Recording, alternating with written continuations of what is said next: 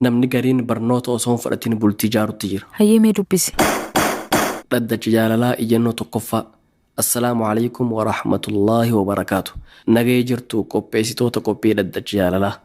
Maqaan kiyya Aaxuqaa Kaa jedhama. Hunda dura wanniin isinin jechuu barbaadu. An akka dhuunfaa kootti waan guddaan isinirraa baradhe. Rabbi isinirraa haa jaalatu. Galatoomaan isinin jechuu barbaada. Iyyannoon tiyya kunooti. Ani biyya Saudi Arabiyaa jiraadha.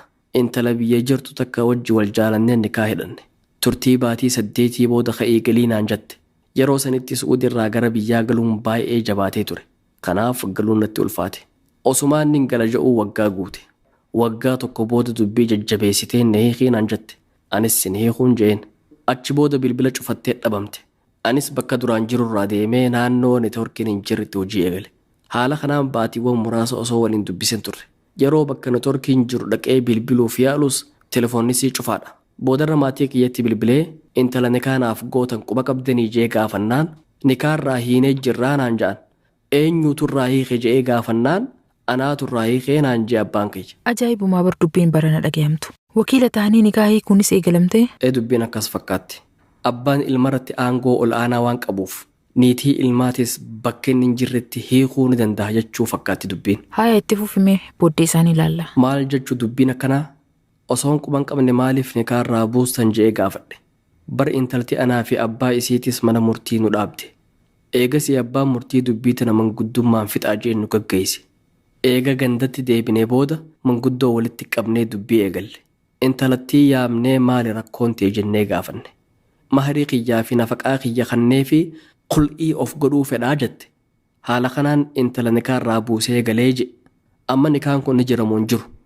Eega abbaan kiyya jaartii tiyyarraa nikaa buuse booda amata tokko xumurree jirra. Intalti tun ammanatti deebi'uu barbaaddi. Maaliin godhuu qaba?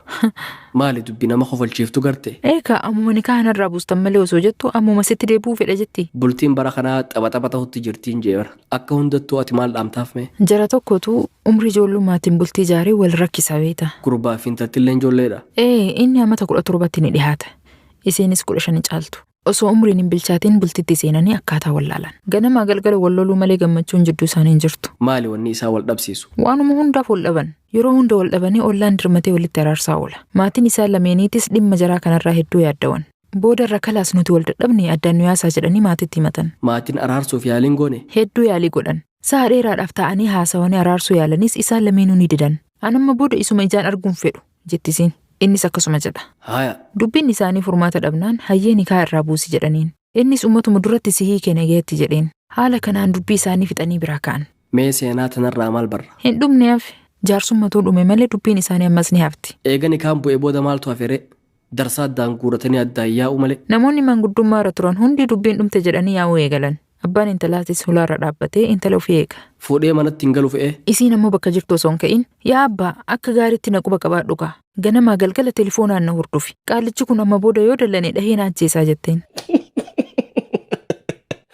Ammaas deebitee wajji jiraachuuf deemti jechuu? Tun sin ajaa'ibin inni sitti garagalee abshir amma booda harkaan sin tuqu. Gammachuu wajji jiraanna jedheen. Dubbuma ajaa'ibaa himtarra. Dhugumatti bultiin zamanaa tapha ta'utti jirti.